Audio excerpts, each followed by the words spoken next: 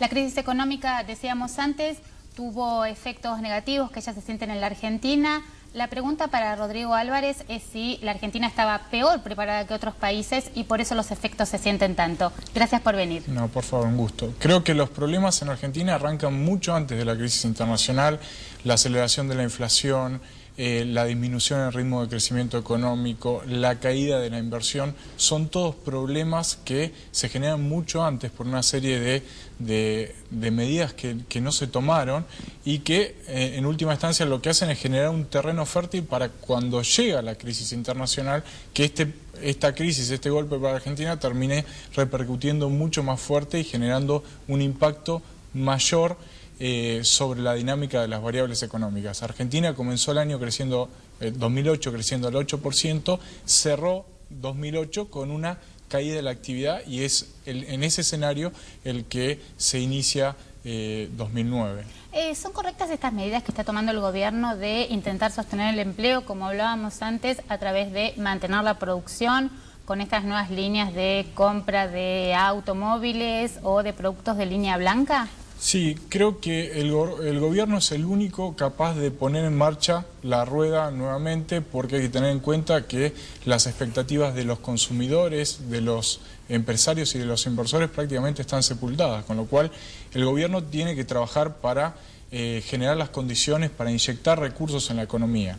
Ahora, la obra pública es uno de los elementos. Si no se logra, digamos, cambiar las expectativas de la gente, como es lo que está pasando, muy difícilmente se va a sostener la actividad económica. Digo, con obra pública en el conurbano bonaerense no se puede sostener el consumo que no hacen las familias, no se puede sostener la inversión que no hacen las empresas, digamos, la economía no se puede sostener con obra pública, se necesita mucho más. ¿Y con qué se puede expandir la economía? Porque la Argentina no está en condiciones de pedir dinero en los mercados internacionales, no está en condiciones de emitir moneda por la hipótesis de una disparada inflacionaria, los recursos son menos por los ingresos que está teniendo y que está demostrando la AFIP. Digo, ¿cuáles son los mecanismos a los que puede apelar el gobierno para cumplir sus obligaciones internacionales, extranjeras y también con el funcionamiento de gastos de la economía doméstica? Creo que mucho se habla de política keynesiana. La política keynesiana tiene que ver con el gasto, pero también tiene que ver con las expectativas.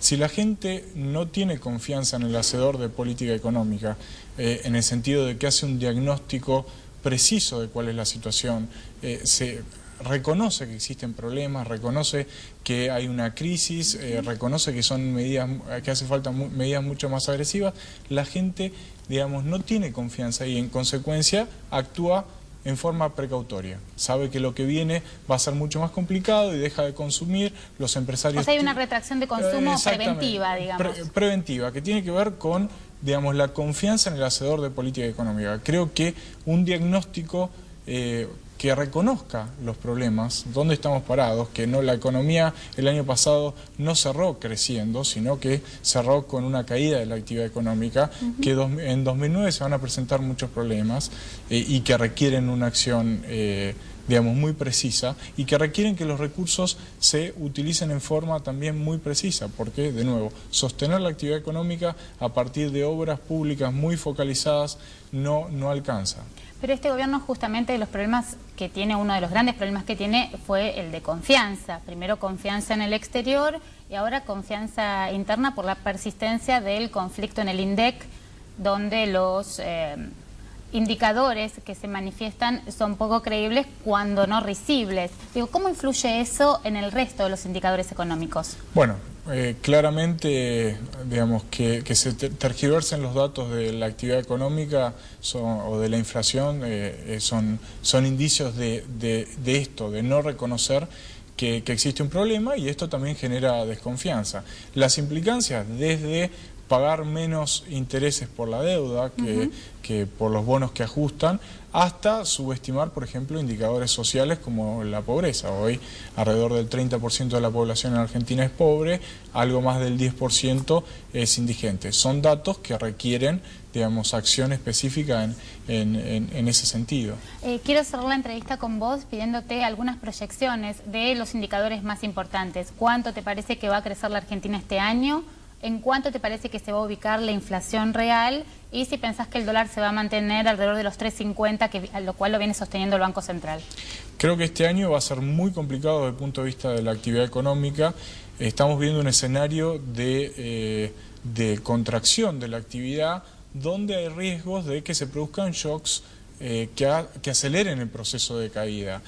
Nos preocupa lo que está pasando con la crisis del campo, nos preocupa que un año con elecciones siempre hay mayor convulsión y esto también genera retracción y conductas más precautorias de los consumidores y los inversores, con lo cual vemos un año con caída de la actividad del orden del 2% real, con posibilidad de que sea algo mayor. También hay que tener en cuenta que el contexto internacional va a seguir siendo complicado, todavía no se manifestaron todos los síntomas de la crisis. En relación con la inflación, lo que estamos previendo es alrededor de un 13,5%, según nuestro propio indicador. 2008 cerró en 23,5%. Claro, sería casi la mitad de la real que midieron ustedes. Exactamente. Y en términos de dólar, creo que este año también va a ser un año donde se manifieste el estrés cambiario, porque la Argentina tiene menos recursos, menos